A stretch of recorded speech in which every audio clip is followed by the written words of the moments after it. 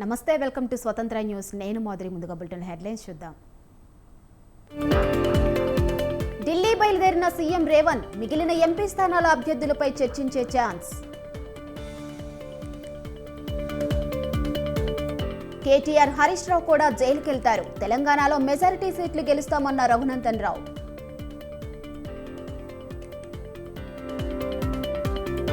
కోనసీమ జిల్లాలో రెండో రోజు చంద్రబాబు పవన్ ప్రచారం. అంబాజీపేట, అమలాపురంలో రోడ్ షోలు, బహిరంగ సభలు.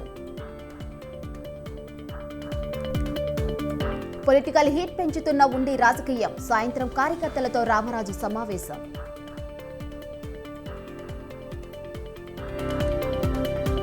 ఓవైపు ఫేక్ ప్రచారాలు, మరోవైపు దాడులు. వైసీపీని ఓటమి భయం వెంటాడుతోందన్న లోకేష్.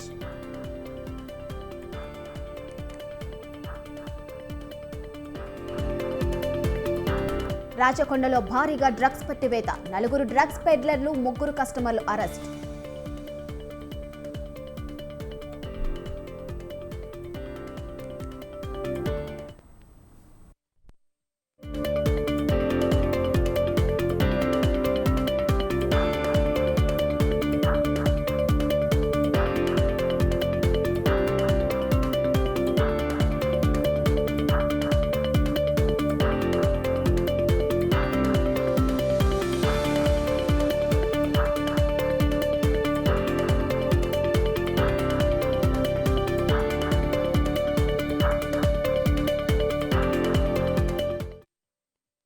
బ్రేకింగ్ న్యూస్ చూస్తున్నాం. తెలంగాణ సీఎం రేవంత్ రెడ్డి ఢిల్లీకి బయలుదేరి వెళ్లారు. శంషాబాద్ ఎయిర్పోర్ట్ నుంచి కాసేపటి క్రితం ఆయన ఢిల్లీకి బయలుదేరారు. ఏఐసీసీ పెద్దలను కలవబోతున్నారు. పెండింగ్ పార్లమెంటు స్థానాల అభ్యర్థుల ఖరారుపై ప్రధానంగా చర్చించబోతున్నారు. పార్లమెంట్ ఎన్నికలు, రాష్ట్రంలో తాజా పరిణామాలపై చర్చించబోతున్నారు. తెలంగాణ రాష్ట్రంలో ప్రచారానికి రావాలని ఖర్గే, రాహుల్, ప్రియాంకలను కోరనున్నారు రేవంత్.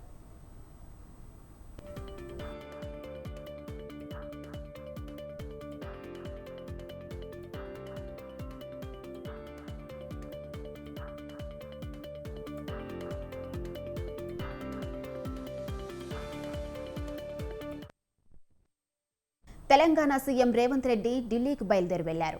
శంషాబాద్ ఎయిర్పోర్ట్ నుంచి కాసేపటి క్రితం ఆయన ఢిల్లీకి బయలుదేరారు. ఏఐసీసీ పెద్దలను కలవబోతున్నారు. పెండింగ్ పార్లమెంటుకు స్థానాల అభ్యర్థుల ఖరారుపై ప్రధానంగా చర్చించబోతున్నారు. పార్లమెంట్ ఎన్నికలు, రాష్ట్రంలో తాజా పరిణామాలపై చర్చించబోతున్నారు. తెలంగాణ రాష్ట్రంలో ప్రచారానికి రావాలని ఖర్గే, రాహుల్, ప్రియాంకలను కోరనున్నారు రేవంత్.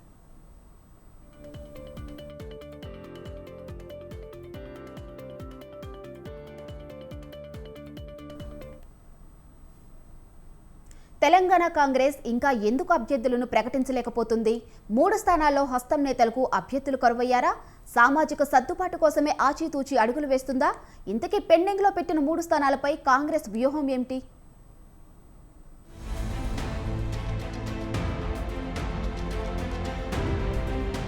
తెలంగాణలో ప్రతిపక్ష పార్టీలు పార్లమెంట్ ఎన్నికల ప్రచారాన్ని మొదలు పెడితే కాంగ్రెస్ మాత్రం ఇంకా అభ్యర్థుల వెతుకులాటతోనే సతమతమవుతోంది.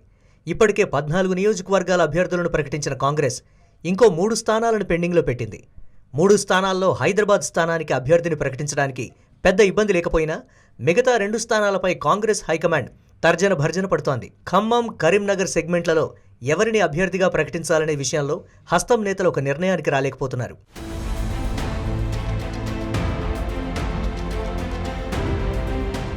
హైదరాబాద్ నుండి మైనారిటీ నేతకే టికెట్ ఇవ్వాలని కాంగ్రెస్ భావిస్తోంది. హైదరాబాద్ అభ్యర్థిగా కాంగ్రెస్ అలీ మస్కటీ పేరును పరిశీలిస్తోంది.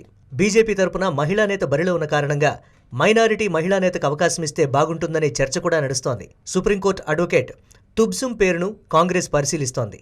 కానీ ఇప్పటికీ ఎటూ తేల్చుకోలేకపోతోంది.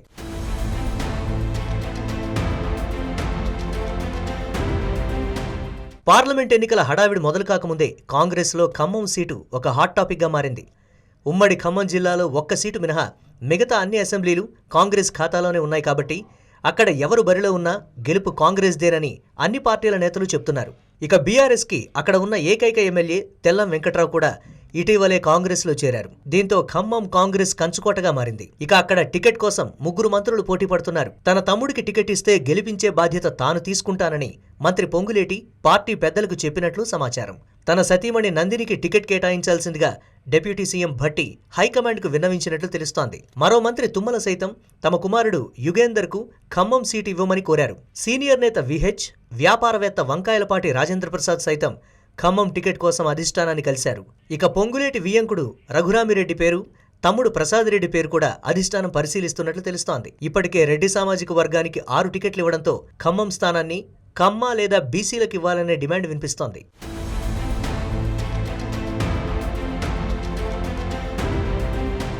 కరీంనగర్ పార్లమెంటు విషయంలో సైతం కాంగ్రెస్ ఒక క్లారిటీకి రాలేకపోతోంది.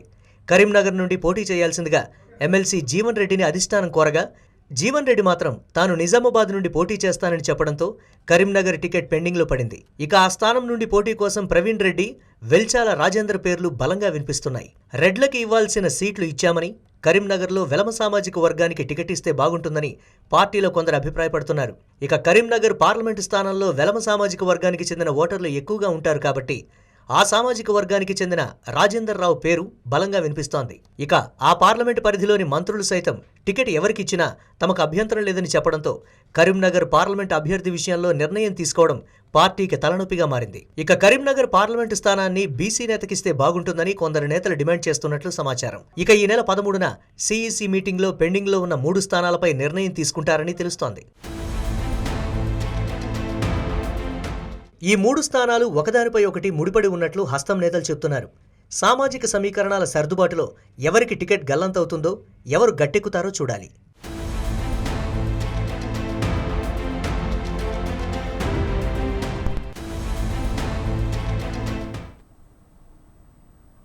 మే మొదటి వారంలో భువనగిరి పార్లమెంట్ నియోజకవర్గంలో భారీ బహిరంగ సభ నిర్వహిస్తామని అన్నారు ఇబ్రహీంపట్నం ఎమ్మెల్యే మల్రెడ్డి రంగారెడ్డి. ఆ సభకు ఏఐసీసీ అగ్రనేత ప్రియాంక గాంధీ హాజరు కానున్నారని చెప్పారు. భువనగిరి సిట్టింగ్ స్థానమని అక్కడ కాంగ్రెస్ అభ్యర్థిగా చామల కిరణ్ కుమార్ రెడ్డి ఈ నెల 21న భారీ ర్యాలీగా నామినేషన్ వేస్తారని చెప్పారు. నామినేషన్ కార్యక్రమానికి సీఎం రేవంత్ హాజరవుతారని, చామల కిరణ్ను భారీ మెజారిటీతో గెలిపించుకుంటామని అంటున్న ఇబ్రహీంపట్నం ఎమ్మెల్యే మల్రెడ్డి రంగారెడ్డితో మా ప్రతినిధి రాజు ఫేస్ టు ఫేస్. అనేటటువంటి అంశాలను దృష్టిలో పెట్టుకొని కూడా సీఎం రావడం జరిగింది. అయితే Bhuvanagiri parliament ticket Munugode MLA Rajagopal Reddy భార్య లక్ష్మి ఆశించారు. ఆ అనంతరం కూడా రేవంత్ రెడ్డి కీలకంగా వ్యవహరించి కూడా తన సన్నిహితుడైనటువంటి చామల కిరణ్ కుమార్ రెడ్డికి ఆ టికెట్ దక్కేలా కూడా కీలక పాత్ర పోషించారని చెప్పుకోవాలి. అయితే ఈ నేపథ్యంలో అటు భువనగిరి పార్లమెంట్ నియోజకవర్గానికి గతంలో ప్రాతినిధ్యం వహించినటువంటి రాజగోపాల్ రెడ్డిని కాంగ్రెస్ పార్టీ కోఆర్డినేటర్గా నియమించింది. ప్రస్తుతం మనతో పాటు మల్రెడ్డి రంగారెడ్డి గారు ఉన్నారు, ఎమ్మెల్యే, ఇబ్రహీంపట్నం ఎమ్మెల్యే. కొద్దిసేపటి క్రితమే రాజగోపాల్ రెడ్డి నివాసంలో భువనగిరి పార్లమెంట్ నియోజకవర్గ సన్నాహ సమావేశం జరిగింది. సరే, ఏం చర్చించారు, ఎటువంటి అంశాలు చర్చకు వచ్చాయి? బ్రదర్, చర్చ ఏమి లేదు. భువనగిరి పార్లమెంటు రివ్యూ ముఖ్యమంత్రి గారి దగ్గర ఉండే ఆ రివ్యూను మా రాజగోపాల్ రెడ్డి గారు ఇక్కడే భోజనానికి రండి, ఇక్కడే మాట్లాడుకుందామన్నాడు. కాబట్టి ఇక్కడ మీటింగ్ పెట్టుకున్నాము. తప్పకుండా రేపు మా అభ్యర్థి గెలుపు కోసం భువనగిరి పార్లమెంట్ అభ్యర్థిని పెద్ద మెజార్టీతో గెలిపించాలని మా ముఖ్యమంత్రి గారు ఇచ్చిన డైరెక్షన్లో మేమందరం పనిచేస్తాం. అంటే ఎప్పుడు నామినేషన్ వేయబోతా ఉన్నారో ఆ నియోజకవర్గానికి సంబంధించి 21వ తారీఖు నాడు నామినేషన్ వేయాలని ఒక నిర్ణయం తీసుకున్నాం.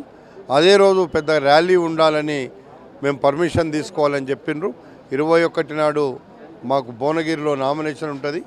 అదేవిధంగా మాకు first week of May Priyanka Gandhi గారి కార్యక్రమం ఉంటుంది. మీరు పెద్ద ఎత్తున ఆర్గనైజ్ చేయండి. అందరికీ అందుబాటులో ఉండేటువంటి ఒక ప్రాంతాన్ని నిర్ణయించమని చెప్పిండు. నిర్ణయిస్తాం. ఇప్పటికే ప్రధాన పార్టీలు కూడా బహిరంగ సభలు, రోడ్ షోలతో ముందడి వెళ్తూ ఉన్నాయి. మీరు ఏ విధంగా జనాల్లోకి వెళ్ళారు? బ్రదర్, మేము ఆల్రెడీ జనములనే ఉన్నాం. 6 పథకాలను తీసుకొని గ్రామ గ్రామానికి ఇచ్చినాం మొన్నటి వరకు. ఇప్పుడు ఆ 6 పథకాలను అమలు చేయడానికి మేము ఎలా చేయాలి, ప్రజలకు ఎట్లా అందుబాటులో ఇవ్వాలి అని ప్రతిరోజు ప్రజల్లో ఉన్నాం. మాకు ఇప్పుడు కొత్త ఏమి కాదు. గతంలో టీఆర్ఎస్ పార్టీ మేము 5 ఏళ్ళు 10 ఏళ్ళు ప్రజల్లో ఉన్నాం, మమ్మల్ని గెలిపిమన్నారు. అది కాదు కదా.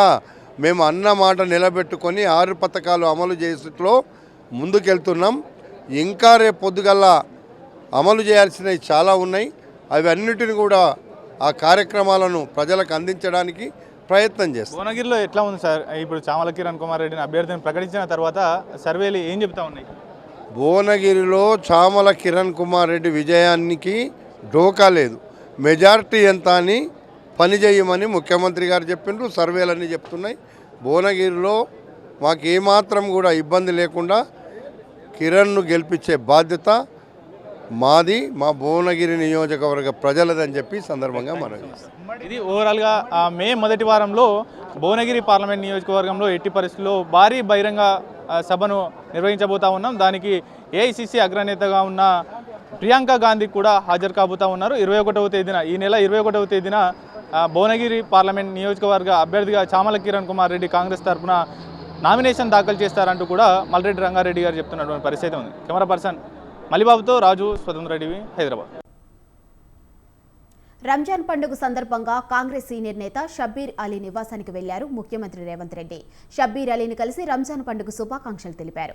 వారి కుటుంబ సభ్యులకు ఈద్ ముబారక్ చెప్పారు. షబ్బీర్ అలీ నివాసంలో ఏర్పాటు చేసిన అల్పాహార విందులో రేవంత్ పాల్గొన్నారు.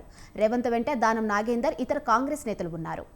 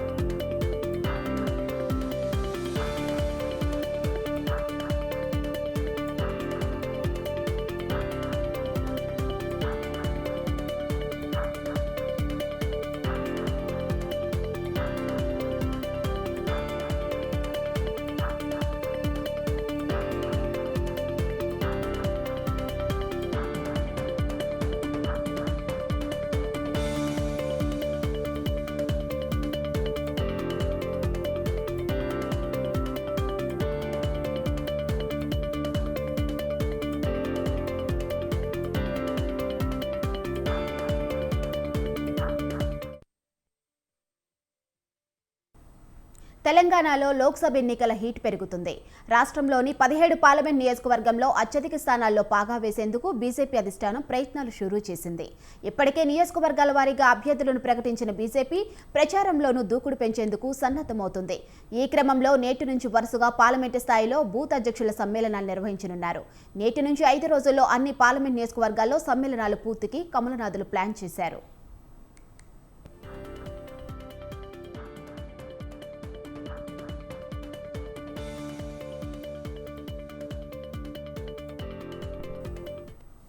ఇవాళ హైదరాబాద్ పార్లమెంటు సమ్మేళనం, రేపు భువనగిరి పార్లమెంట్లో బూత్ అధ్యక్షుల సమ్మేళనం నిర్వహించనున్నారు.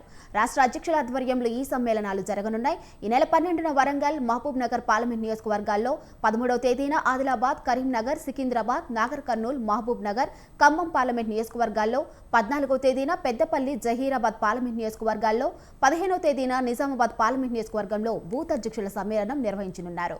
ఇప్పటికే చేవెళ్ల పార్లమెంట్లో బూత్ అధ్యక్షుల సమ్మేళనాన్ని కమలనాథులు పూర్తి చేశారు. బూత్ అధ్యక్షులు ఆపై స్థాయిలో నేతలతో సమావేశాల్లో ఎన్నికల్లో అనుసరించవలసిన వ్యూహాలపై బీజేపీ రాష్ట్ర నాయకత్వం దిశానిర్దేశం చేయనుంది.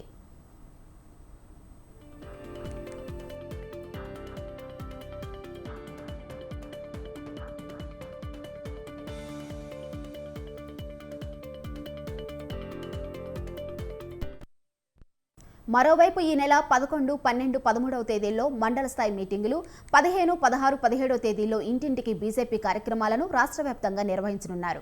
17వ తేదీన లోక్సభ ఎన్నికల నోటిఫికేషన్ రానుండటంతో 20వ తేదీ తర్వాత పార్టీ జాతీయ స్థాయి నేతలు భారీ స్థాయిలో తెలంగాణ ఎన్నికల ప్రచారంలో పాల్గొనున్నారు.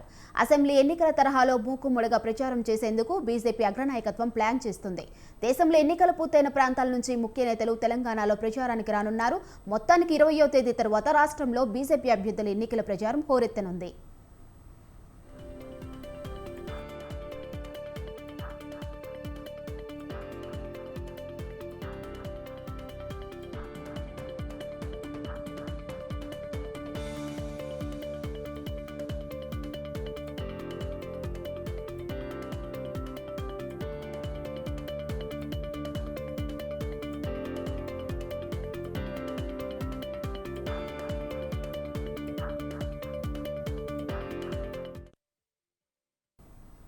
మెదక్ బీజేపీ అభ్యర్థి రఘునందన్ రావు సిద్దిపేట పట్టణంలో పర్యటించారు.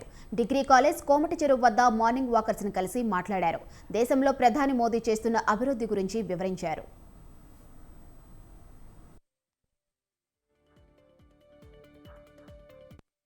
ఇక మూడోసారి మోడీ ప్రధాని అవుతారని ధీమా వ్యక్తం చేశారు. కేజ్రీవాల్ లాంటి వాళ్లు కాదు, అన్నా హజారే లాంటి వాళ్లు దేశానికి కావాలన్నారు. 2018 మేనిఫెస్టోపై రాజకీయం చేస్తున్నారన్న రఘునందన్ తాను ఇచ్చిన హామీలపై అంబేద్కర్ చౌరస్తాలో చర్చకు సిద్ధమని చెప్పారు.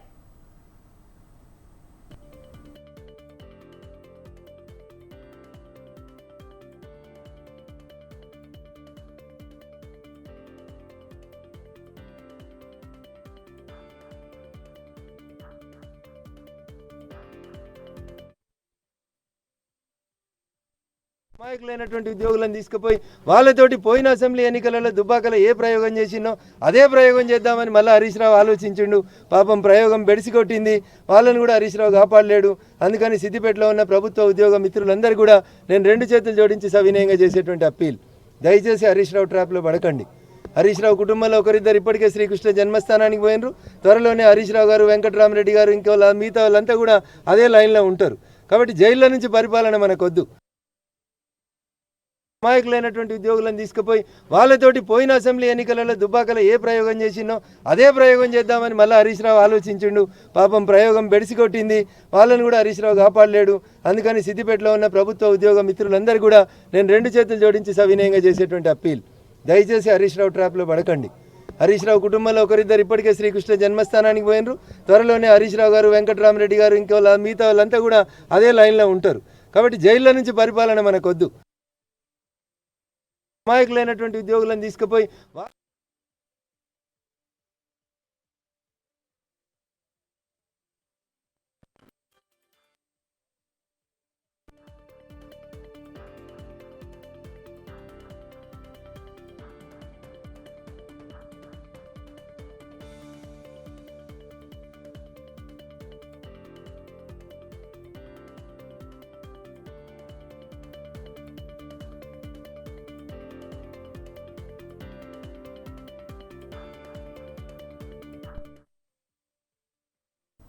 తెలంగాణ పొలిటికల్ వార్లో చిక్కుకున్నాడు శ్రీరాముడు. అవును, పార్టీలన్నీ శ్రీరామ జపాన్ని పఠిస్తూ ప్రత్యర్థులపై విమర్శలు ఎక్కుపెడుతున్నారు.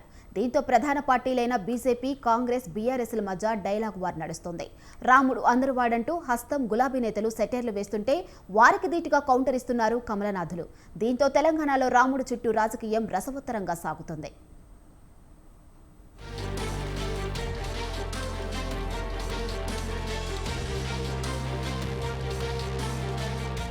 పార్లమెంట్ ఎన్నికల్లో గెలిపే లక్ష్యంగా ఏ చిన్న అవకాశాన్ని వదలడం లేదు పార్టీ నేతలు. హిందుత్వ పార్టీగా ముద్రపడిన బీజేపీని టార్గెట్ చేస్తూ శ్రీరాముడిని కూడా ఎన్నికల్లోకి దించుతున్నారు పొలిటికల్ లీడర్లు. రాముడు అందరివాడంటూ జపిస్తున్నారు. గుడులలో భజనలు చేస్తున్నారు. ఇక అయోధ్యలో రామ మందిర నిర్మాణాన్ని ఎన్నికల ప్రచారంగా వాడుకుంటూ ముందుకు సాగుతుంది కాషాయదళం. మోదీ వల్లే 500 ఏళ్ల నాటి రామ మందిరం కల సాకారమైందని జబ్బలు చర్చుకుంటుంది. అలాంటి మోదీని మరోసారి గెలిపించాలని పిలుపునిస్తున్నారు కమలనాథులు. దీంతో వీరికి కౌంటర్ ఇస్తున్నారు కాంగ్రెస్, బీఆర్ఎస్ నేతలు.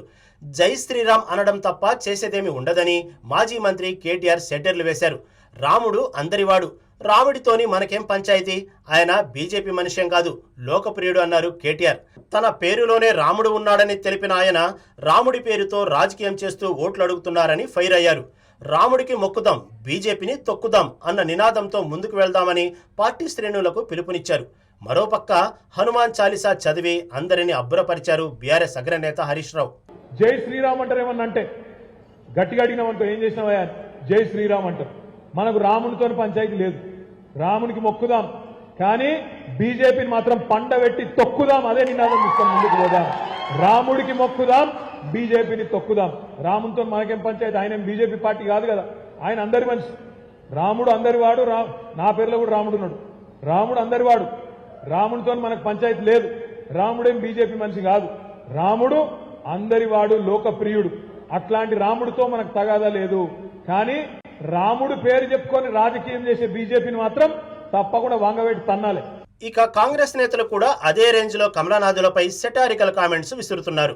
ఉగాది పర్వదినం సందర్భంగా సంగారెడ్డిలోని రామమందిరంలో భక్తి పారవశ్యంతో శ్రీ సీతారామచంద్రుల వారిని జపిస్తూ భజన కార్యక్రమంలో పరవశించిపోయారు టీపీసీసీ వర్కింగ్ ప్రెసిడెంట్ మాజీ ఎమ్మెల్యే జగ్గారెడ్డి. భక్తులతో కలిసి ఉత్సాహంగా పాటలు పాడారు. అనంతరం రాములోరికి ప్రత్యేక పూజలు నిర్వహించారు. ఇక మంత్రి పొన్నం ప్రభాకర్ కూడా కమలనాథులపై తనదైన స్టైల్లో విమర్శనాస్త్రాలు సంధించారు. నరేంద్ర మోదీ ఫోటోతో ఓట్లు అడిగే పరిస్థితిలో బీజేపీ లేదని సెటర్లు వేశారు. ఇంటింటికి అక్షింతలు వచ్చాయా అని అంటున్నారే తప్ప అభివృద్ధి గురించి ఊసేలేదని మండిపడ్డారు.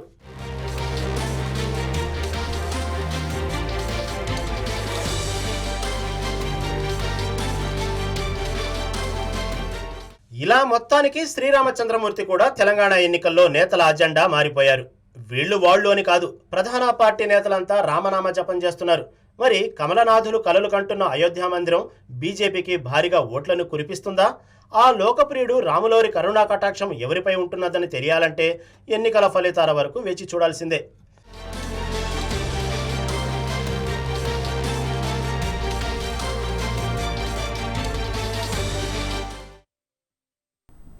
రెండు 2024 లోక్సభ ఎన్నికల్లో ఏప్రిల్ 19న తొలి విడత పోలింగ్కు దేశం సిద్ధమైంది. మరోపక్క రెండో దశ పోలింగ్కు సన్నాహాలు పూర్తవుతున్నాయి. దేశం మొత్తం మీద ఎన్నికల వేడి ఎండవేడిమిని దాటి సాగుతుంది. విడుదలతో సంబంధం లేకుండా రాజకీయ నాయకులు అన్ని రాష్ట్రాల్లోనూ సుడిగారి పర్యటనలు చేస్తూ జోరుగా ప్రచారం సాగిస్తున్నారు. ఏప్రిల్ 26వ తేదీన జరిగే రెండో విడత ఎన్నికల్లో నామినేషన్ల పర్వం ముగిసింది. ముమ్మర ప్రచారం సాగుతుంది.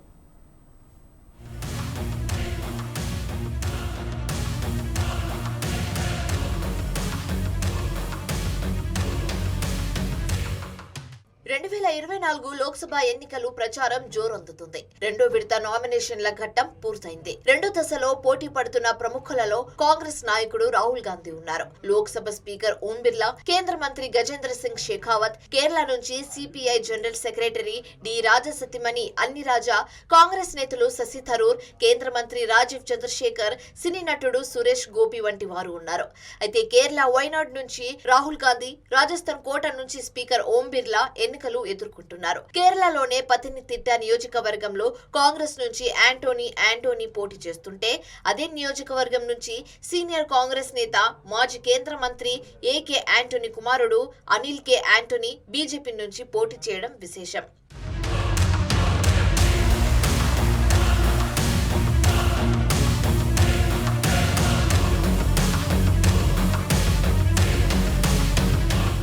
సార్వత్రిక ఎన్నికల తొలిదశ ఏప్రిల్ 19న మొత్తం 102 నియోజకవర్గాలకు తొలిదశ పోలింగ్ జరుగుతుంటే, రెండో దశ పోలింగ్ కు సన్నాహాలు పూర్తవుతున్నాయి. రెండో దశలో ఏప్రిల్ 26వ తేదీన దాదాపు 12 రాష్ట్రాల్లోని 88 నియోజకవర్గాలకు ఎన్నికలు జరుగుతున్నాయి. ఒక బీహార్లోని 5 నియోజకవర్గాలకు ఏప్రిల్ 25నే రెండో దశ పోలింగ్ జరుగుతుంది. నామినేషన్ల పర్వం పూర్తయింది. 12 రాష్ట్రాలలో మణిపూర్లో మాత్రం 2 నియోజకవర్గాలలో ఇన్నర్ మణిపూర్ నియోజకవర్గానికి పూర్తిగా, ఔటర్ మణిపూర్ నియోజకవర్గంలోని సగభాగానికి ఏప్రిల్ 19న పోలింగ్ జరుగుతుండగా, ఏప్రిల్ 26న ఔటర్ మణిపూర్ స్థానంలోని మిగతా పోలింగ్ కేంద్రాలలో ఓటింగ్ ప్రక్రియ నిర్వహించనున్నారు.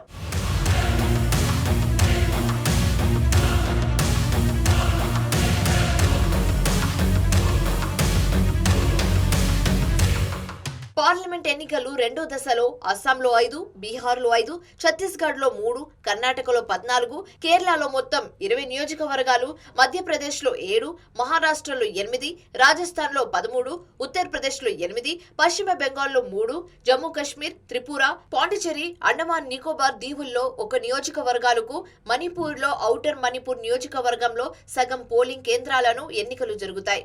12 రాష్ట్రాలు, కేంద్రపాలిత ప్రాంతాల్లోని 88 నియోజకవర్గాలకు మొత్తం 2633 నామినేషన్లు దాఖలు కాగా, వాటిలో 1428 నామినేషన్లను పరిశీలన అనంతరం తిరస్కరించారు. నామినేషన్ల ఉపసంహరణకు గడువు ముగిసిన తర్వాత చివరకు 1210 మంది అభ్యర్థులు రంగంలోకి నిలిచారు.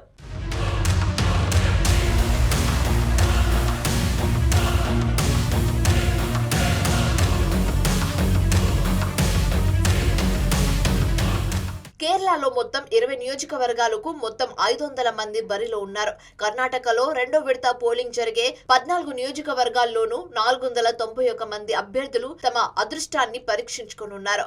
మహారాష్ట్రలోని నాందేడ్లో ఒక్క నియోజకవర్గంలోనే అత్యధికంగా 92 మంది అభ్యర్థులు పోటీ పడుతున్నారు. మొదటి దశలో 102 నియోజకవర్గాలకు, ఔట్ ఆఫ్ మణిపూర్లోని సగం నియోజకవర్గానికి, రెండో దశలో 88 స్థానాలు, ఔట్ ఆఫ్ మణిపూర్ నియోజకవర్గం సగభాగానికి ఎన్నికలు పూర్తయితే 190 స్థానాల్లో ఎన్నికల ప్రక్రియ పూర్తయినట్లు అవుతుంది.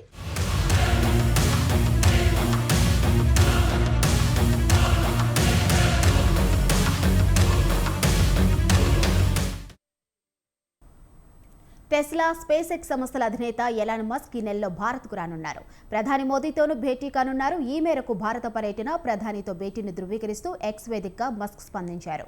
మోదీతో సమావేశమయ్యేందుకు ఎదురు చూస్తున్నట్లు చెప్పారు. ఈ పర్యటనలో భాగంగా దేశంలో పెట్టుబడులు, టెస్లా కొత్త ఫ్యాక్టరీ ఏర్పాటుకు సంబంధించిన ప్రకటనలు ఉండొచ్చని ఈ వ్యవహారంతో సంబంధం ఉన్న వ్యక్తులు తెలిపినట్లు రాయిటర్స్ పేర్కొంది.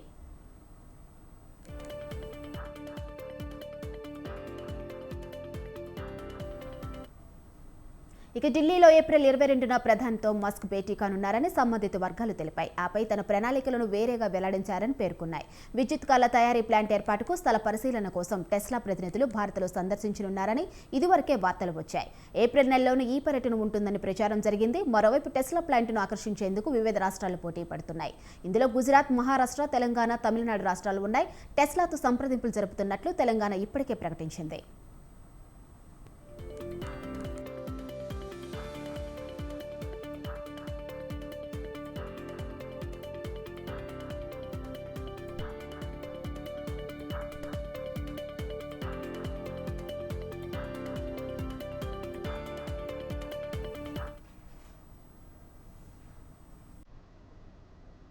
ఇవి బులెటిన్ అప్డేట్స్. చూస్తూనే ఉండండి స్వతంత్ర.